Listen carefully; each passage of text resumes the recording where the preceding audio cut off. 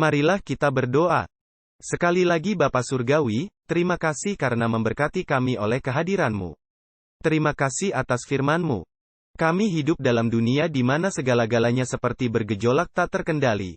Tapi kami berterima kasih sebab kami bisa berdiri di atas batu yang kokoh dari firman-Mu yang suci.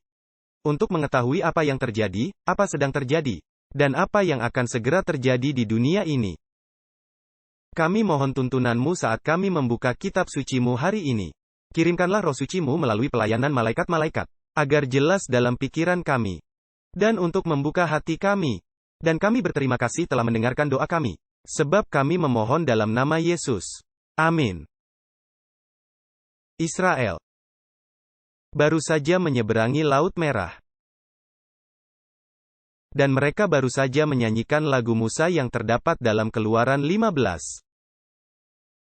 Lalu mereka tiba di padang gurun, ke suatu tempat di mana Tuhan mau menguji kerelaan mereka mematuhi hukum-Nya yang suci. Marilah kita baca Alkitab dalam Keluaran 16 ayat 4. Dan marilah kita lihat, ujian apakah itu? Keluaran 16 ayat 4.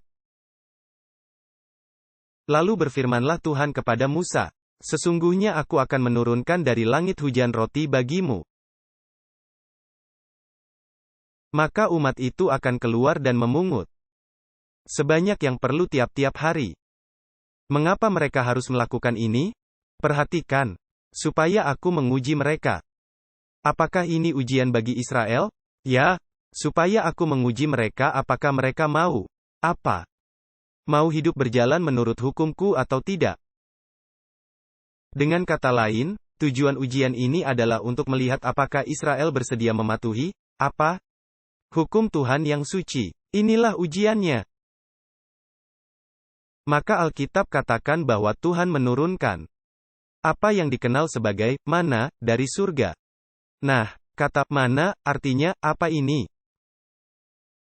Karena ketika mana diturunkan ke bumi, umat Israel keluar, mereka belum pernah lihat ini sebelumnya. Maka mereka mulai berkata, mana, mana. Dengan kata lain, apa itu? Apa itu? Dan sebenarnya itu adalah roti yang Tuhan turunkan dari surga. Sekarang, Tuhan menyuruh orang Israel keluar mengumpulkan mana 6 hari seminggu. Setiap hari mereka harus mengumpulkan mana kecuali pada hari Sabat. Kita mulai menangkap bahwa sebenarnya Tuhan menguji mereka dalam hal apa? Dalam hal pemeliharaan Sabat hari ke-7. Kejadian ini adalah sebelum Tuhan berikan 10 hukum di Gunung Sinai. Tuhan menguji kerelaan mereka memelihara Sabat-Nya yang suci. Dan Alkitab katakan bahwa beberapa orang Israel keluar untuk memungut mana pada hari Sabat, tapi mereka tidak menemukannya. Dan perhatikan Keluaran 16 ayat 28. Kata-kata apakah yang terdapat di sana ketika Tuhan berbicara kepada bangsa Israel? Yang keluar mencari mana tapi tidak menemukannya?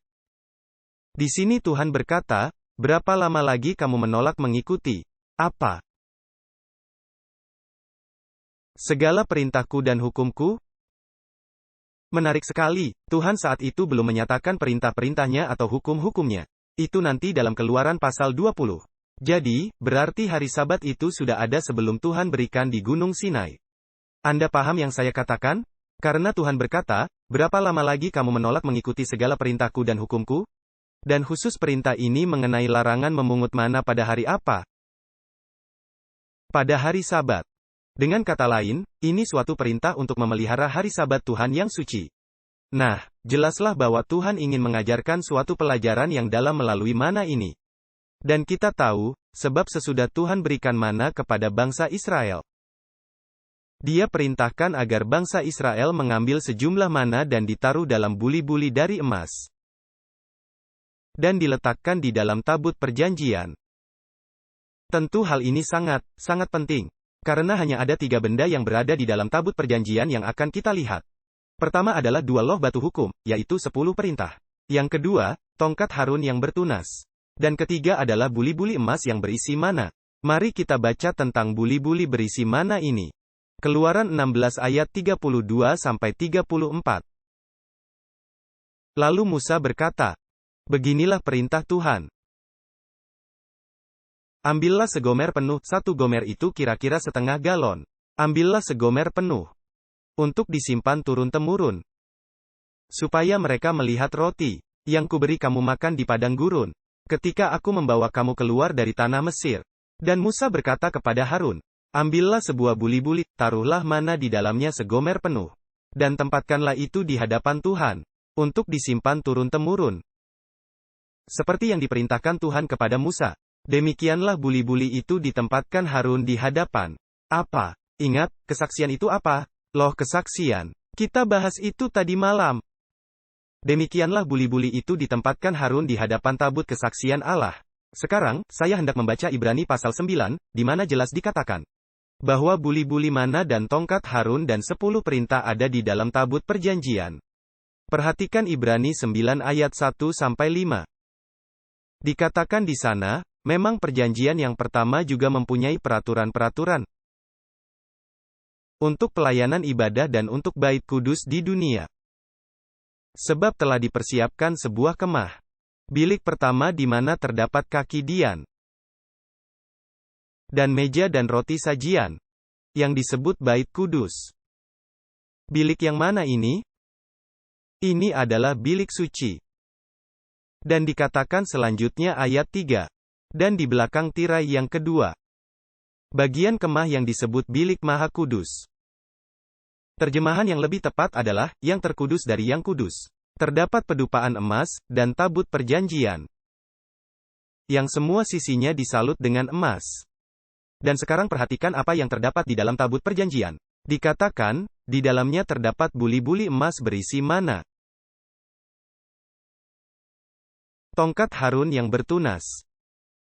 Dan loh batu perjanjian itu.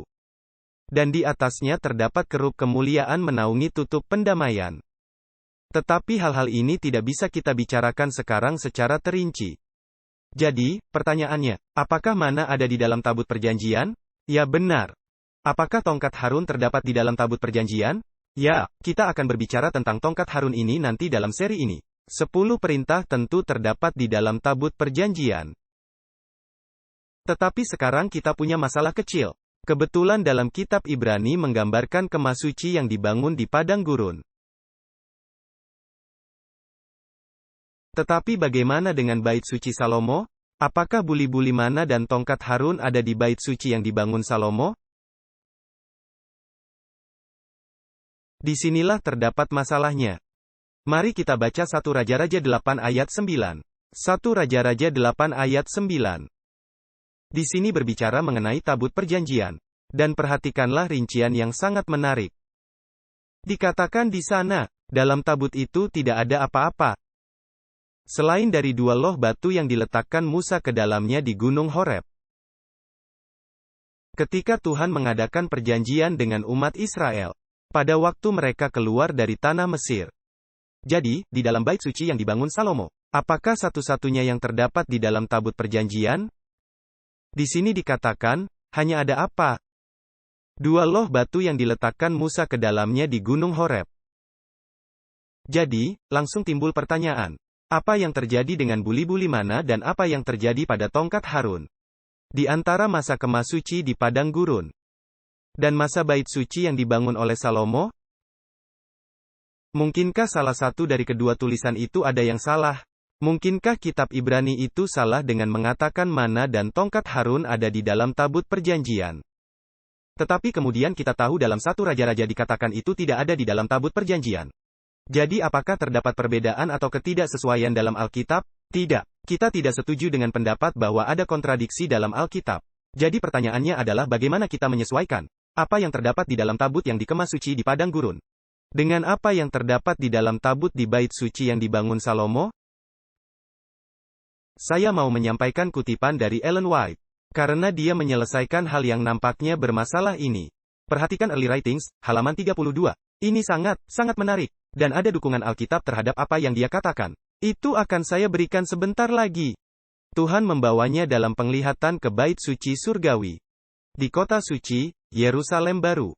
Dan perhatikan apa yang dia katakan. Di bilik maha suci saya melihat sebuah tabut. Pada bagian atas dan sisi-sisinya dari emas murni.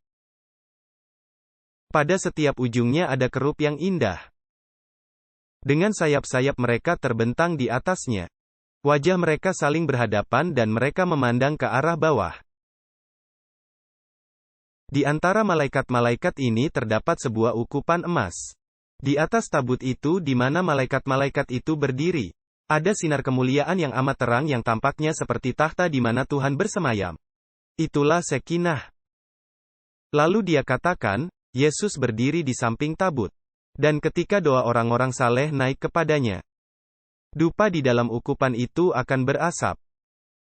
Dan dia akan mempersembahkan doa-doa mereka, bersama dengan asap dupa itu kepada Bapanya. Dan sekarang tiba pada bagian kutipan yang sangat menarik. Dia berkata, di dalam tabut terdapat buli-buli emas mana? Tongkat Harun yang bertunas. Dan loh batu yang terlipat seperti sebuah buku. Apa yang terjadi dengan buli-buli mana dan tongkat Harun yang bertunas? Itu telah diapakan? Itu telah dipindahkan ke bait suci surgawi. Karena hanya ada satu tongkat Harun yang bertunas. Karena jika yang ada di surga itu bukan tongkat Harun yang bertunas, maka itu bukanlah tongkat Harun, bukan? Itu adalah tongkat Harun yang bertunas. Yang menarik adalah dalam kitab Wahyu menyatakan dengan jelas bahwa mana itu ada di surga karena di dalam Wahyu 2 ayat 17 dikatakan bahwa jika Yesus datang dia akan membawa kita ke surga.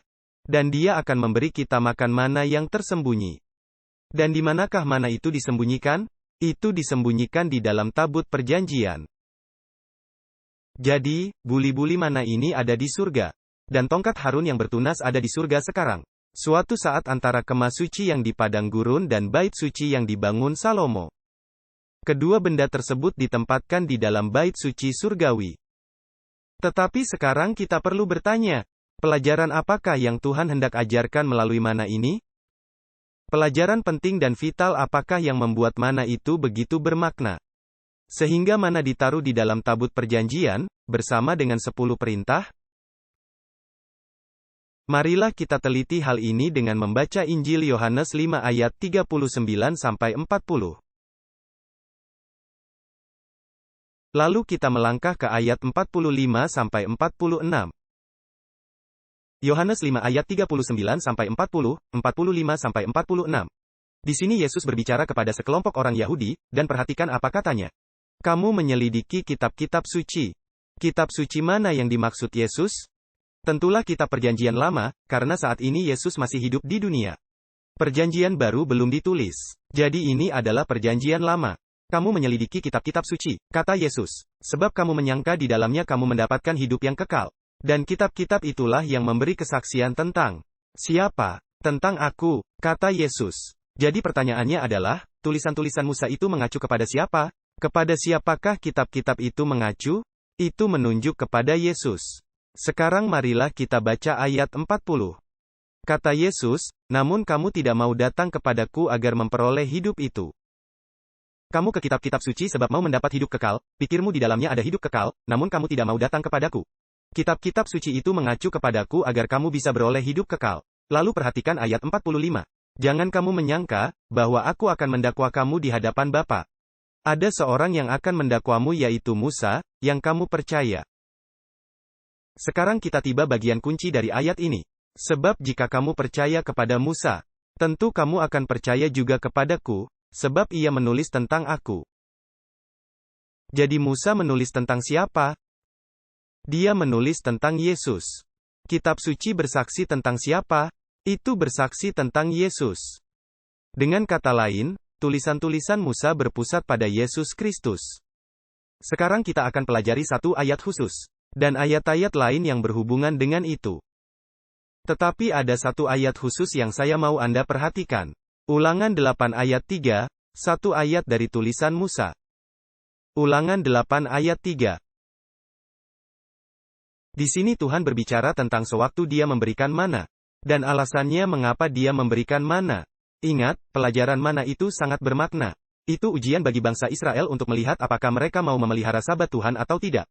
Dan itu begitu penting sehingga Tuhan taruh sebuli-buli mana di dalam tabut perjanjian. Dan kini itu sudah berada di surga. Tentu saja maknanya sangat penting. Nah, perhatikan ulangan 8 ayat 3. Jadi dia merendahkan kamu, Musa melukiskan episode sejarah Israel ini. Jadi ia merendahkan kamu, membiarkan engkau lapar, dan memberi engkau makan mana, yang tidak kau kenal dan yang juga tidak dikenal oleh nenek moyangmu. Nah, mengapa Tuhan memberikan mana? Setiap kali saya tanyakan itu, orang menjawab, oh, sebab orang Israel di padang gurun, mereka perlu makanan. Tapi itu bukan alasan utama Tuhan memberikan mana. Perhatikan alasan jelas yang dinyatakan. Jadi ia merendahkan kamu, membiarkan engkau lapar dan memberi makan mana, yang tak kau kenal dan juga tak dikenal oleh nenek moyangmu. Supaya, ini alasannya, supaya dia membuat engkau mengerti bahwa manusia bukan hidup dari roti saja, tapi manusia hidup dari segala yang diucapkan Tuhan. Apa yang dilambangkan oleh mana? Mana melambangkan firman Tuhan. Karena Tuhan berkata, manusia hidup bukan dari roti saja, tetapi dari segala yang diucapkan Tuhan. Dengan kata lain, mana melambangkan firman Tuhan. Alkitab membuatnya jelas bahwa mana itu lebih dari sekedar makanan fisik. Marilah baca bersama 1 Korintus 10 ayat 1-4, di mana Rasul Paulus mengenang beberapa pengalaman dari sejarah Israel. 1 Korintus 10 ayat 1-4. Mana bukan makanan fisik yang utama, walaupun itu memberikan nutrisi untuk fisik. Tapi itu bukanlah alasan utama mengapa Tuhan berikan mana. Dia memberikan itu untuk menunjukkan kepada Israel bahwa manusia hidup oleh segala yang diucapkan Tuhan. Sekarang, mari kita perhatikan 1 Korintus 10 ayat 1. Lagi pula, saudara-saudara, aku tidak mau jika kamu tidak menyadari bahwa nenek moyang kita semua berada di bawah perlindungan awan. Mereka semua telah melintasi laut. Mereka semua telah dibaptis dengan Musa dalam awan dan dalam laut. Nah, dengarkan baik-baik. Mereka semua makan makanan rohani yang sama. Dan mereka semua minum minuman rohani yang sama, yaitu air yang keluar dari batu. Dan perhatikan, sebab mereka minum dari batu karang rohani yang mengikuti mereka. Dan batu karang itu ialah Kristus. Apakah mana itu merupakan simbol? Apakah itu mengandung pelajaran rohani? Ya, apakah air yang keluar dari batu itu simbol? Apakah simbol itu sesuatu yang lebih jauh daripada sekedar H2O? Tentu saja. Apakah batu itu simbol kebenaran rohani yang jauh lebih dalam? Tentu saja. Jadi kita tahu mana itu merujuk firman Tuhan, dan itu adalah makanan rohani. Tetapi pertanyaannya adalah, siapakah firman Tuhan? Mari kita baca bersama Yohanes 1 ayat 1 lalu kita akan ke ayat 14. Yohanes 1 ayat 1 lalu kita turun ke ayat 14. Pada mulanya adalah firman. Firman itu bersama-sama dengan Allah. Dan firman itu adalah Allah. Kemudian dikatakan di ayat 14, bagian yang pertama. Dan firman itu telah menjadi daging, dan diam di antara kita. Siapakah firman itu? Firman itu adalah Yesus Kristus. Jadi apakah yang dilambangkan mana itu? Mana itu melambangkan Yesus. Mari saya buktikan kepada Anda dengan satu ayat yang jelas dari Injil Yohanes. Yohanes 6 ayat 48-50. Yohanes 6 ayat 48-50. Secara rohani, mana itu simbol Yesus Kristus. Karena Yesus Kristus adalah firman Tuhan. Dialah kata-kata Allah Bapa, dialah yang menyatakan Allah Bapa. Dialah yang mengajarkan apa yang Allah Bapa katakan kepadanya. Perhatikan Yohanes 6 ayat 48-50 di sini Yesus berbicara. Dan dia berkata, akulah roti hidup. Nenek moyangmu telah makan mana di padang gurun dan mereka mati. Inilah roti yang turun dari sorga, agar orang boleh memakannya dan tidak mati. Jadi apa yang dilambangkan oleh mana ini? Mana itu melambangkan firman Tuhan. Dan firman Tuhan itu siapa? Firman Tuhan itu Yesus. Tetapi marilah kita lebih spesifik. Mana itu bukan hanya merujuk Yesus secara umum. Tapi ada suatu hal spesifik mengenai Yesus yang digambarkan oleh mana itu. Ada aspek dari Yesus yang dilambangkan oleh mana ini. Marilah kita ke Yohanes 6 ayat 51, ayat berikutnya. Yesus berkata di sini, akulah roti hidup yang telah turun dari sorga. Jikalau seorang makan roti ini, ia akan hidup selama-lamanya. Dan sekarang dengarkan baik-baik, dan roti yang akan kuberikan itu ialah dagingku,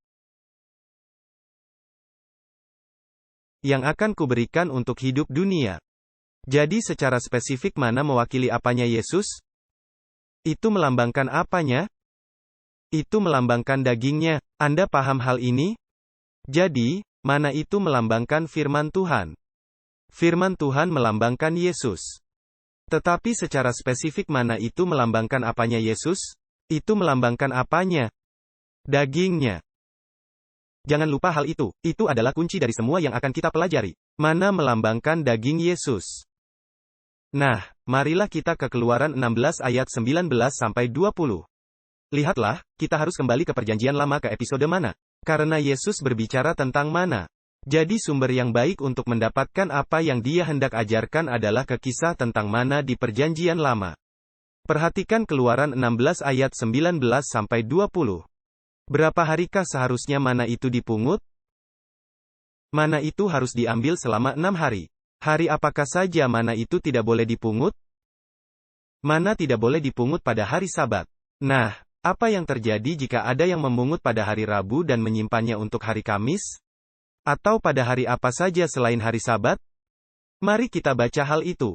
Keluaran 16 ayat 19-20. Musa berkata kepada mereka, "Jangan ada seorang pun yang menyisakannya sampai pagi." Namun mereka tidak mendengarkan Musa, jadi, mereka tidak peduli kepada Musa. Tapi ada beberapa dari mereka menyisakannya sampai pagi. Nah, ada dua hal terjadi pada mana itu. Mana itu melambangkan apa? Daging Yesus. Jangan lupa itu. Ada dua hal yang terjadi pada mana. Itu tidak dipungut pada hari Jumat untuk Sabat. Tapi pada hari lain, yang tidak disebutkan di sini. Maka dikatakan, lalu timbul ulat dan berbau busuk.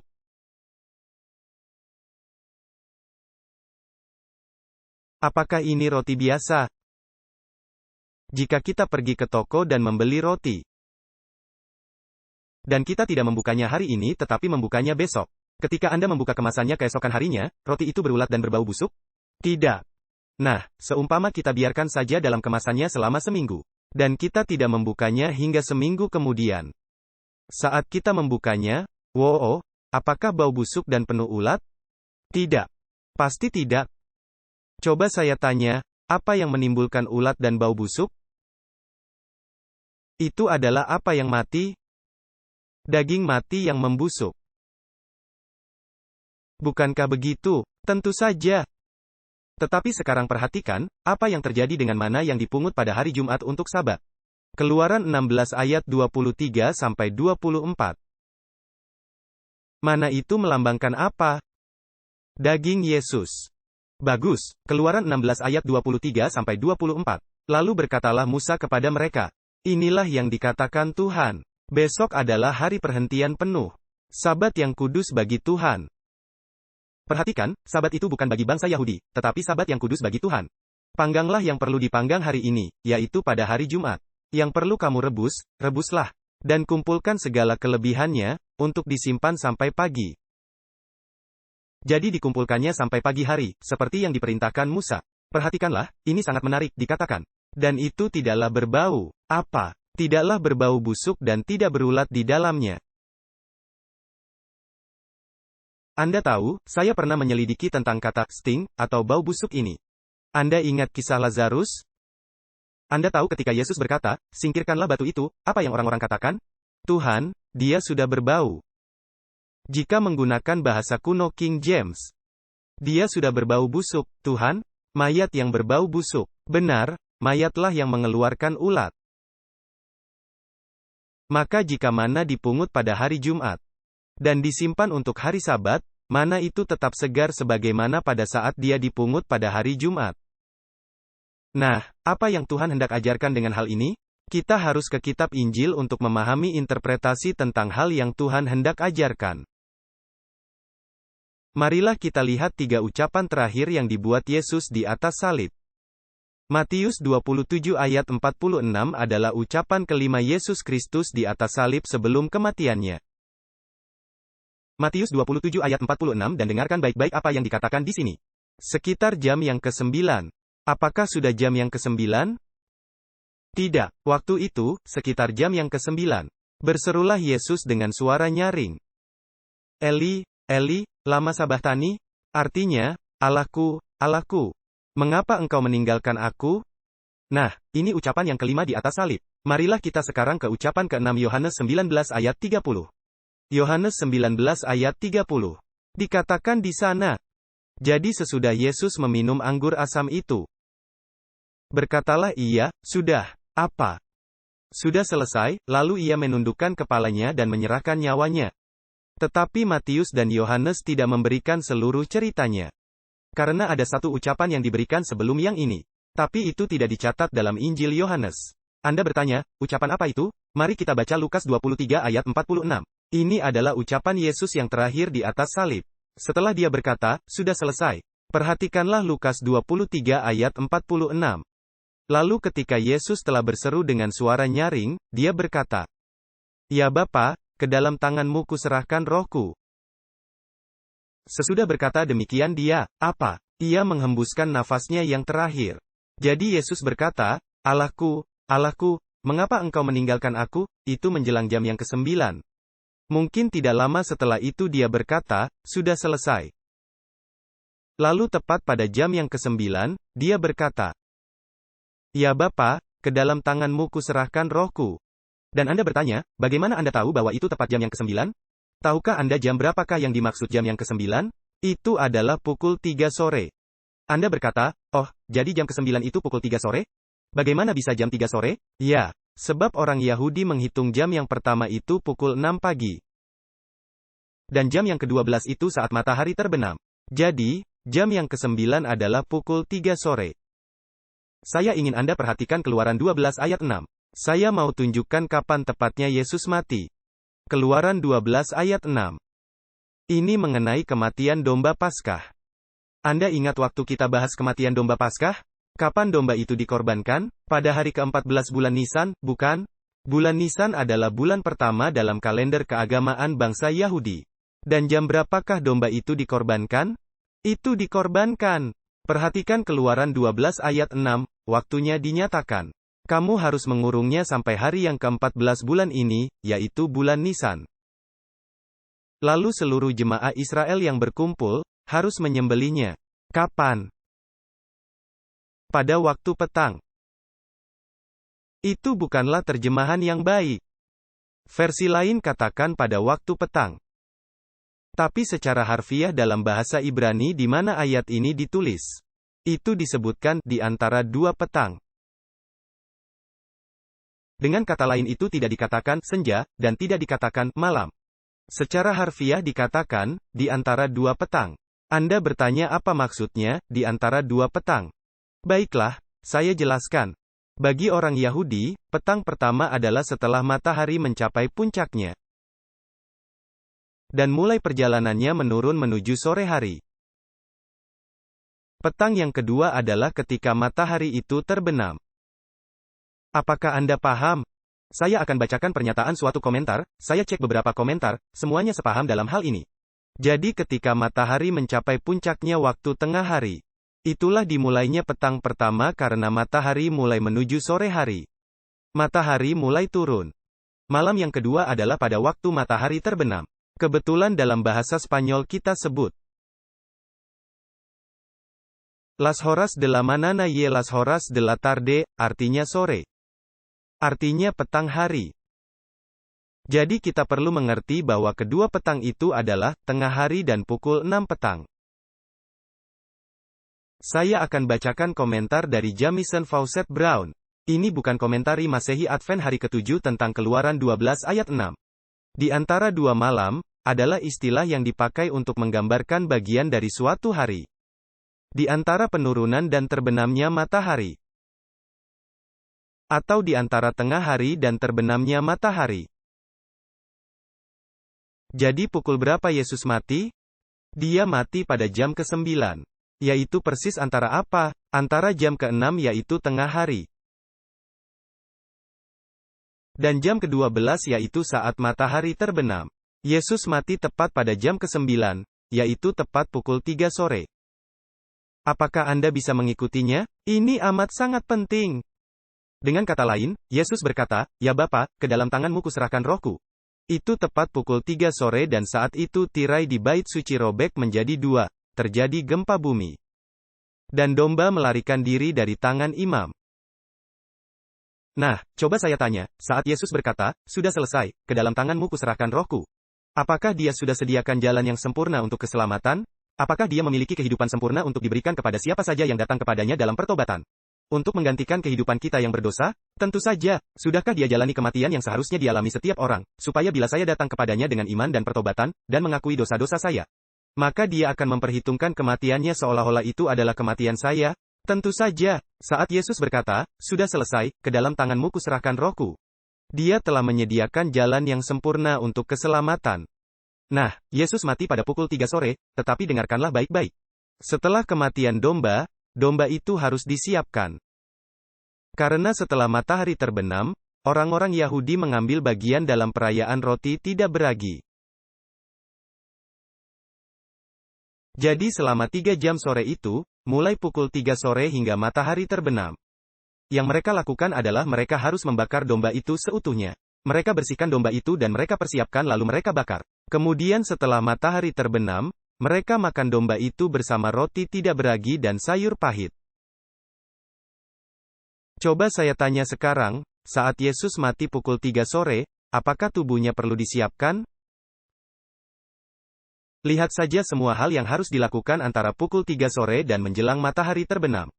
Mereka harus meminta kepada Pilatus untuk mendapatkan tubuh Yesus, oleh Yusuf Arimatea. Mereka harus menurunkannya dari salib. Mereka harus membersihkan tubuhnya. Mereka harus merempah-rempahi tubuhnya, dan membungkusnya dengan kain lenan. Mereka harus membawa tubuhnya ke tempat di mana dia akan dikuburkan. Dan mereka harus meletakkan batu besar di depan lubang kubur itu. Apakah semua ini cukup dilakukan dalam waktu 5 menit? Tentu saja tidak. Sesungguhnya inilah pekerjaan persiapan untuk menguburkan Yesus. Roti yang tidak beragi melambangkan tubuh Yesus. Karena ragi mengibaratkan dosa, dan di dalam Yesus tidak ada dosa. Nah, marilah kita melihat keurut-urutan harinya. Supaya kita bisa memahami lebih baik apa yang terjadi di sana. Apakah Yesus dikuburkan sebelum matahari terbenam hari Jumat? Ya, Anda ingat, mereka merasa mendesak mereka katakan, "Kita harus cepat-cepat, kita harus menurunkan dia dari salib. Karena dia harus dikuburkan sebelum matahari terbenam." Jadi, tepat sebelum matahari terbenam, Yesus ditempatkan di dalam kubur. Sekarang, marilah kita lihat urut-urutan harinya dalam Alkitab. Marilah kita baca Lukas 23 ayat 54 dan kita akan membaca sampai ayat 56. Lukas 23 ayat 54 sampai 56, saya mau Anda memperhatikan urutannya. Pertama berbicara tentang hari kematiannya. Hari itu adalah hari persiapan. Dan sudah hampir masuk hari Sabat. Apakah sudah masuk hari Sabat? Belum. Sabatnya bagaimana? Sabatnya hampir mulai ketika Yesus mati. Ayat 55, dan perempuan-perempuan yang datang bersamanya dari Galilea ikut serta. Dan mereka melihat di kubur itu bagaimana mayatnya dibaringkan. Jadi tubuhnya dibaringkan di dalam kubur, hari apa itu? Jumat, dan hari keberapakah dalam 1 minggu? Hari ke-6, bagus sekali. Lalu perhatikan ayat 56. Lalu mereka kembali dan menyediakan rempah-rempah dan minyak mur. Dan pada hari Sabat mereka beristirahat menurut perintah Tuhan. Perintah yang mana? Perintah keempat dari hukum suci Tuhan. Mereka beristirahat menurut perintah Tuhan itu. Sekarang saya mau menanyakan hal ini. Menurut Anda, bagaimanakah suasana istirahat perempuan-perempuan itu pada hari Sabat tersebut? Apakah itu suatu istirahat yang menyenangkan? Apakah istirahat mereka menyenangkan dan penuh sukacita? Sekali-kali tidak. Sesungguhnya bukan istirahat, melainkan hari penuh kegelisahan. Mereka dirundung perkabungan dan duka. Sabat itu pastilah Sabat yang amat sangat menyiksa buat mereka. Seandainya mereka paham apa yang dilambangkan oleh mana itu, tentunya Sabat itu akan sangat berbeda. Mereka akan berkata, "Tuhan, kita sedang beristirahat di dalam kubur dari pekerjaan penebusannya. Dan kita harus beristirahat bersama-sama Dia dengan apa yang telah dilakukannya. Dan pada hari esok, Dia akan bangkit." Betapa bedanya Sabat itu jika mereka telah percaya apa yang Yesus katakan. Bahwa dia akan ke Yerusalem, dan dia akan dibunuh. Dia akan bangkit pada hari yang ketiga. Bagaimanakah Sabat itu bagi mereka?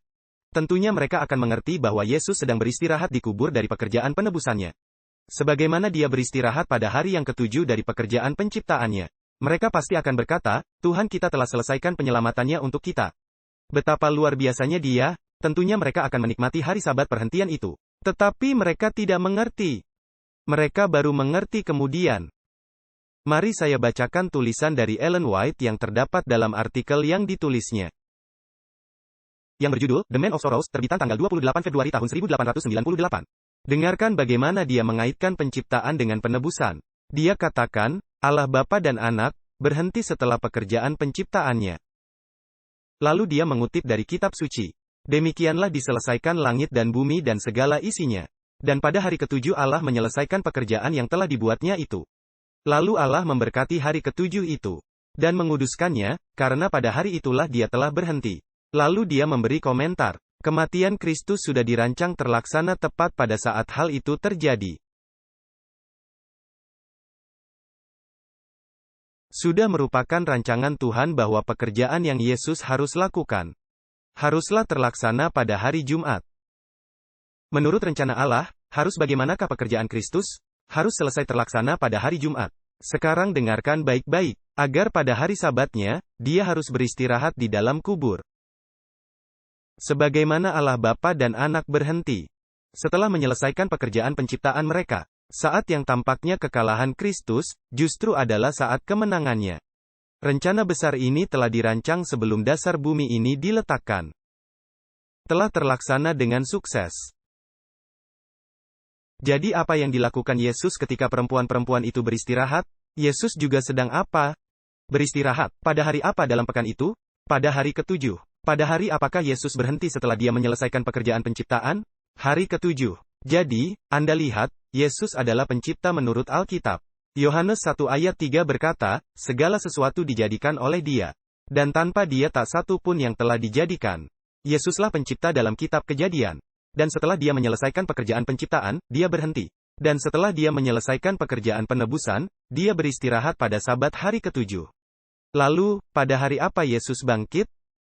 Alkitab katakan dia bangkit pada hari pertama dalam minggu, yaitu Minggu. Apakah jelas urut-urutannya? Yesus mati pada hari apa? Hari ke-6, hari Jumat. Dia beristirahat dalam kubur pada hari apa? Pada hari Sabat, dia beristirahat di dalam kubur. Dan dia bangkit hari apa? Dia bangkit pada hari pertama dalam pekan itu, yaitu hari Minggu.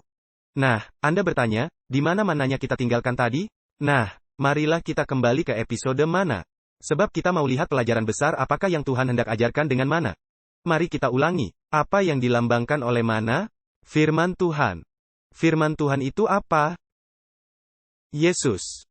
Tetapi aspek khusus apa dari Yesus yang dilambangkan oleh mana? Dagingnya. Mari kita baca lagi Yohanes 6 ayat 51. Yohanes 6 ayat 51. Di sini Yesus berkata, Akulah roti hidup yang turun dari sorga. Jikalau seorang makan dari roti ini, ia akan hidup selama-lamanya. Dan roti yang akan kuberikan itu ialah dagingku. Yang kuberikan untuk hidup dunia. Nah, sementara Yesus beristirahat di dalam kubur, dia adalah mana yang hidup betul? Mana melambangkan apanya? Dagingnya. Daging Yesus beristirahat di dalam kubur. Nah, ini pertanyaan saya. Apa yang akan terjadi dengan tubuh yang biasa yang dikuburkan pada hari Jumat? Tubuh itu akan mulai proses apa? Mulai proses pembusukan. Dan akhirnya akan mengeluarkan ulat dan akan apa? Akan berbau busuk. Apakah itu terjadi dengan tubuh Yesus? Apa yang terjadi pada mana yang dipungut pada hari Jumat untuk Sabat? Mana itu tetap segar pada hari Sabat sebagaimana keadaannya pada hari Jumat. Dan mana itu melambangkan daging Yesus. Apakah daging Yesus sepanjang hari Sabat tetap segar sebagaimana waktu diletakkan di kubur pada hari Jumat? Saya akan buktikan dari Alkitab. Di sini Tuhan mengajarkan bahwa pemeliharaan hari Sabat untuk menghormati penebusan. Perhatikan apa yang terdapat di dalam di Kisah Para Rasul 2 ayat 25-27. Kisah Para Rasul 2. Pertama-tama kita lihat dahulu nubuatan tentang Mesias, lalu kita ke Kisah Para Rasul pasal 2. Nubuatan yang terdapat dalam Kisah Para Rasul 2 itu, terdapat di Mazmur 16 ayat 8-10. Saya hendak membaca nubuatannya terlebih dahulu. Dikatakan di dalam Mazmur 16 ayat 8-10. Aku senantiasa memandang kepada Tuhan. Karena Ia berdiri di sebelah kananku, aku tidak goyah. Dan saya baca dari versi NIV sebab terjemahannya lebih baik. Sebab itu hatiku bersuka cita dan lidahku bersorak-sorak. Di sini Yesus berbicara nubuatan, ribuan tahun sebelum dia dilahirkan. Dia menceritakan pengalamannya, apa yang akan terjadi. Perhatikan apa yang dikatakannya. Aku senantiasa memandang Tuhan karena Ia berdiri di sebelah kananku, aku tidak goyah. Sebab itu hatiku bersuka cita dan lidahku bersorak-sorak. Bahkan tubuhku, sebenarnya terjemahan kata ini kurang tepat. Dalam bahasa Yunani kata tubuh adalah kata soma. Kata yang sama dipakai untuk daging di Yohanes 6 ayat 51, yaitu kata sarx. NIV salah menerjemahkan kata tersebut. Jadi sebenarnya adalah, sebab itu hatiku bersuka cita dan lidahku bersorak-sorak. Bahkan dagingku akan beristirahat dengan aman. Apa yang Yesus katakan mengenai dagingnya? Dagingnya akan bagaimana? Dagingnya akan aman beristirahat di mana dagingnya beristirahat? Di dalam kubur. Anda bertanya, bagaimana kita tahu? Nah, marilah kita baca ayat berikutnya. Sebab engkau tidak meninggalkan aku. Di mana? Di kubur. Dan juga tidak membiarkan orang kudusmu mengalami. Apa? Mengalami pembusukan. Kepada siapakan Mazmur 16 ini merujuk? Ini menunjuk kepada daging Yesus Kristus. Apakah tubuh Yesus Kristus mengalami pembusukan di dalam kubur? Tidak. Karena Yesus adalah mana yang hidup. Apakah Anda bisa paham? Nah, marilah kita baca Kisah Para Rasul 2 ayat 29-33 dan sekali lagi saya baca dari versi NIV. Di sini Petrus sedang berkhotbah pada hari Pentakosta. Dan dia akan menerangkan tentang Mazmur 16 ayat 8-10. Karena mungkin saja kalian akan berkata, dari mana kita tahu bahwa Mazmur 16 itu berbicara tentang Yesus? Nah, Petrus yang berkata begitu, di bawah ilham dari Roh Kudus. Perhatikan Kisah Para Rasul pasal 2.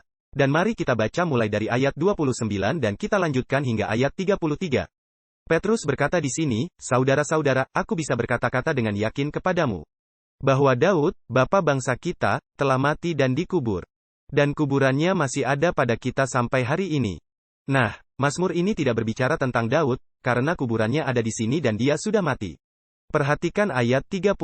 Tetapi ia adalah seorang nabi. Daud adalah seorang nabi. Dan ia tahu, bahwa Allah telah berjanji kepadanya. Dengan mengangkat sumpah, bahwa ia akan mendudukkan seorang dari keturunan Daud sendiri di atas tahtanya. Dengan melihat ke depan itulah ia berbicara tentang apa? Kebangkitan Mesias, bahwa dia tidak ditinggalkan di dalam dunia orang mati. Dan bahwa dagingnya, di sini terjemahan sudah benar, daging, tidak mengalami pembusukan. Allah telah membangkitkan Yesus inilah kepada hidup. Dan tentang hal itu kami semua adalah saksi-saksinya. Dia ditinggikan ke tangan kanan Allah dan menerima dari Allah Bapa, Roh Kudus yang dijanjikan itu. Dan telah dicurahkannya apa yang kamu lihat dan dengar sekarang. Bukankah ini suatu nubuatan Alkitab yang hebat? Ini telah dinubuatkan bahwa Yesus Sang Mana akan mati pada hari Jumat. Pada hari Sabat dia akan tinggal di dalam kubur sepanjang hari. Dan tubuhnya sebagaimana mana itu, tidak akan memulai proses mengeluarkan ulat dan bau. Karena dialah yang dilambangkan oleh mana itu. Dengan kata lain, ini bukan saja memberitahu kita bahwa kita harus memelihara Sabat.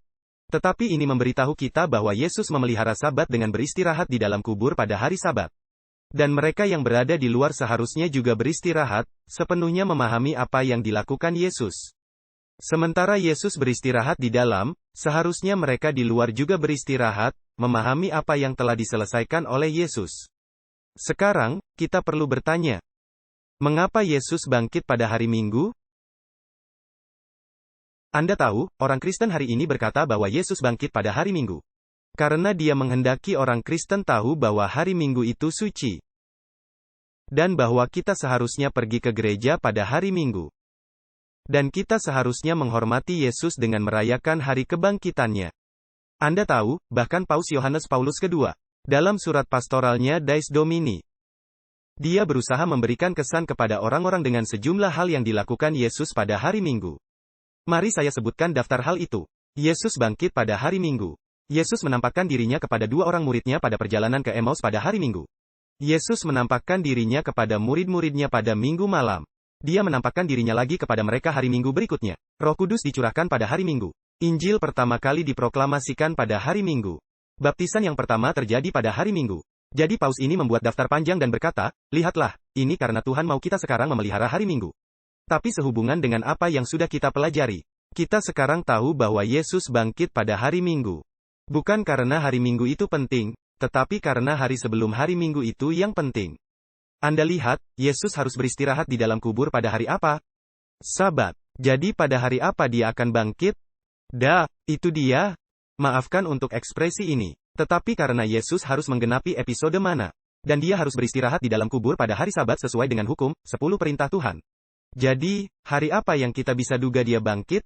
Hari Minggu. Tetapi itu bukan karena hari Minggu itu suci, tetapi karena hari Sabat yang suci. Apakah Anda bisa mengikuti? Bukankah ini menarik, bahwa selama Minggu Suci, orang Kristen mereka suka berbicara tentang Minggu Palem, Rabu Abu, Kamis Putih, Jumat Agung, Minggu Kebangkitan. Apakah ada yang menyebutkan tentang hari Sabat? Tidak ada. Karena iblis telah berhasil. Tujuan utamanya adalah untuk melenyapkan hari Sabat. Karena hari Sabat itu menunjukkan bahwa Yesus sebagai pencipta dan penebus kita. Dan jika kita berhenti pada hari Sabat, kita berhenti sebab Dia telah menciptakan kita. Dan kita berhenti karena Dia telah menebus kita dari dosa. Anda tahu, terkadang orang Kristen mengajukan debat yang menentang. Mereka berdebat secara psikologis. Kata mereka, Anda tahu, saya memelihara hari Minggu karena itu adalah hari sukacita. Lihatlah, para murid berduka pada hari Sabat, tapi mereka bersukacita pada hari Minggu.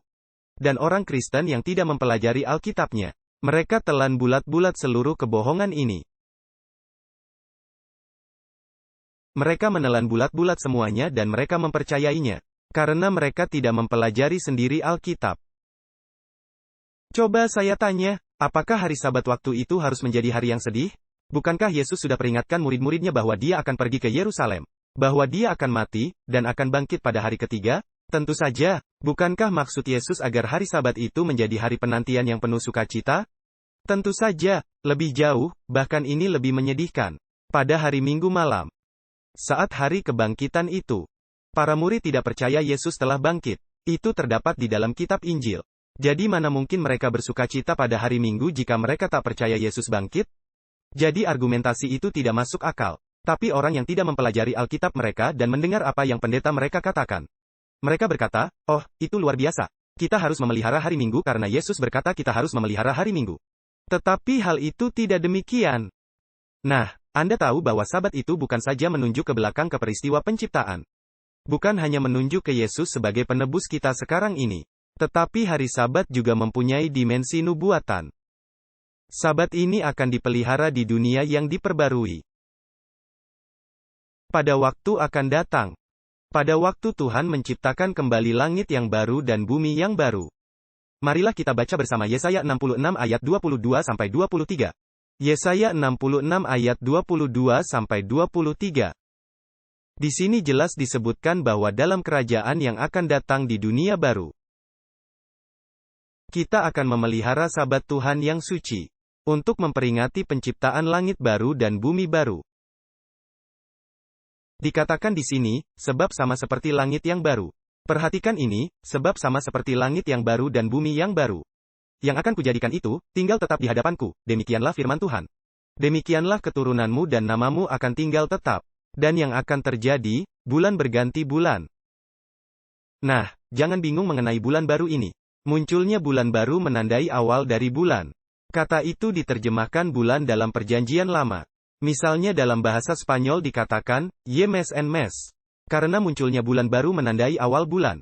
Jadi sebenarnya yang dikatakan di sini adalah, dan demikianlah akan terjadi, dari bulan ke bulan. Dan dari hari Minggu ke hari Minggu. Terima kasih, Anda semuanya masih menyimak. Dan dari apa? Dari Sabat ke Sabat. Semua umat Yahudi akan datang. Bukan. Apakah tubuh kita daging? Kita bukan hantu. Dikatakan di sini, semua manusia, daging, akan datang sujud menyembah di hadapanku. Demikian firman Tuhan. Hari apa yang akan dipelihara untuk menghormati penciptaan langit baru dan bumi baru? Hari Sabat Tuhan yang suci. Nah, Anda bertanya, mengapa kita harus datang dari bulan ke bulan? Kita mengerti bahwa dari sabat ke sabat karena itu hari perhentian Tuhan untuk memperingati penciptaan baru. Tetapi mengapa dari bulan ke bulan? Kitab Wahyu 22 ayat 1-2 terdapat jawabannya. Wahyu 22 ayat 1-2. Dikatakan di sini. Di sini Yohanes berbicara mengenai apa yang dilihatnya dalam Wahyu. Lalu ia menunjukkan kepadaku sungai air kehidupan. Jernih bagaikan kristal. Mengalir keluar dari takhta Allah dan takhta anak domba itu. Di tengah-tengah jalan kota itu. Sebenarnya terjemahan yang lebih baik adalah lapangan atau alun-alun. Di tengah-tengah jalannya. Anda tahu, orang mengatakan, saya akan berjalan di jalan-jalan emas, bukan begitu. Alkitab tidak katakan, jalan-jalan dari emas, tapi dikatakan, jalan. Sesuai pelajaran kita tentang 70 minggu, sebenarnya itu adalah alun-alun kota. Jadi dikatakan, di tengah-tengah jalan kota itu. Dan pada kedua sisi sungai itu. Terdapat pohon kehidupan. Perhatikan, terdapat satu pohon. Anda heran, bagaimana mungkin? Pada kedua sisi sungai tapi hanya satu pohon. Ellen White menjelaskannya sangat indah. Dia katakan, ada satu batang pohon di satu sisi. Dan satu batang lain di sisi yang satunya bertemu di tengah-tengah, di atas sungai itu. Jadi tidak bertentangan.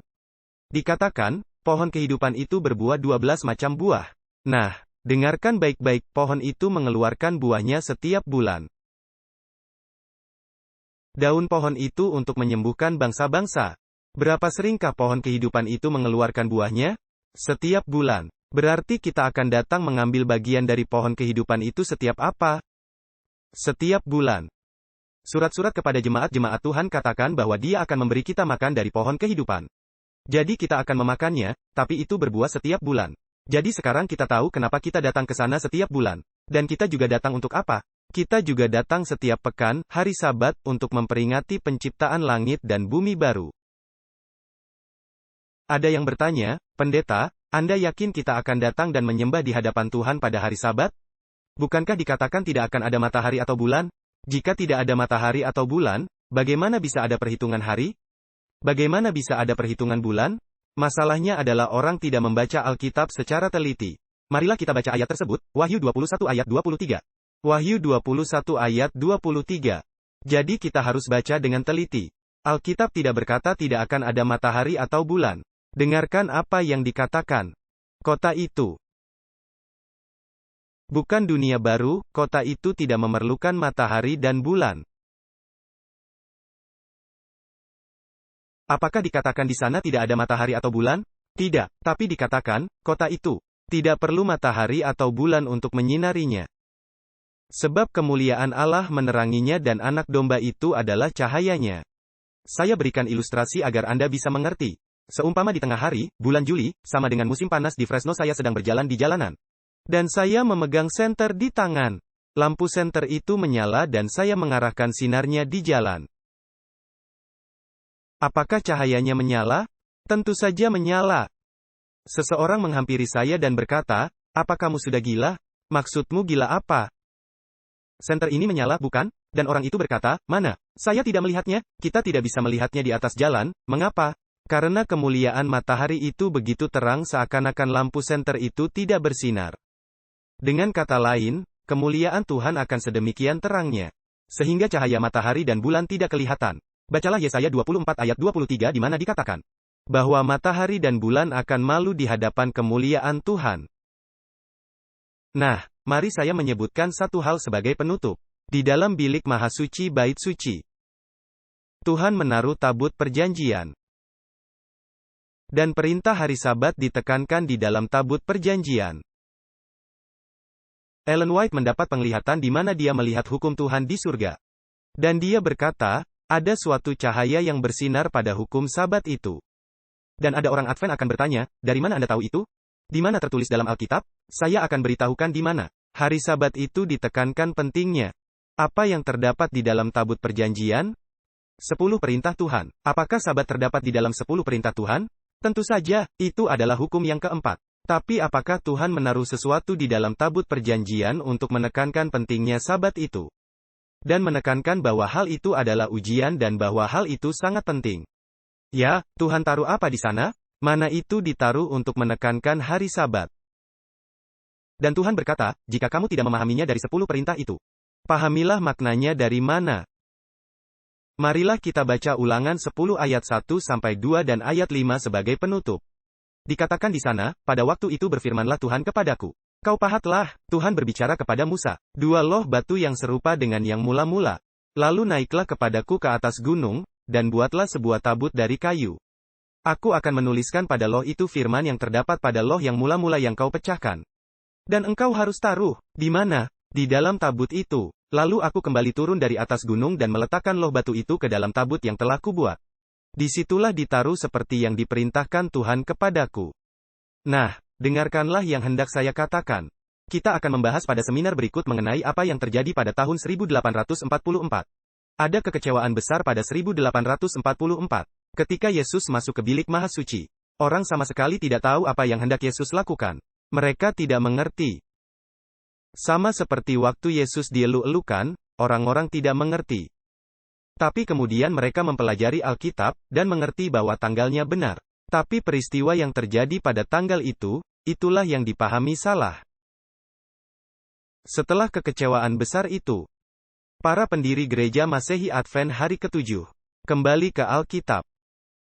Dan mereka mulai lagi mempelajari kitab suci. Dan mereka dapati bahwa Yesus telah masuk ke bilik Maha Suci di Bait Suci. Anda tahu, satu demi satu mereka mulai menemukan kebenaran-kebenaran khas gereja Masehi Advent hari ke-7. Mereka temukan bahwa hukum itu berada di dalam bait suci di surga. Yang berarti hukum itu masih berlaku. Mereka katakan, jika di surga ada 10 hukum Tuhan, maka juga ada hukum keempat dalam 10 hukum itu. Berarti hukum hari Sabat itu juga berlaku. Mereka melihat tongkat Harun yang bertunas oleh mujizat Tuhan. Kehidupan muncul dari sesuatu yang mati. Mereka katakan, hidup hanya ada di dalam Kristus, bukan di dalam jiwa yang tidak kekal. Mereka menemukan konsep penghakiman, kebenaran-kebenaran khas gereja Masehi Advent hari ke-7. Itu ditemukan ketika mereka masuk ke bilik Maha Suci dari Bait Suci Surgawi.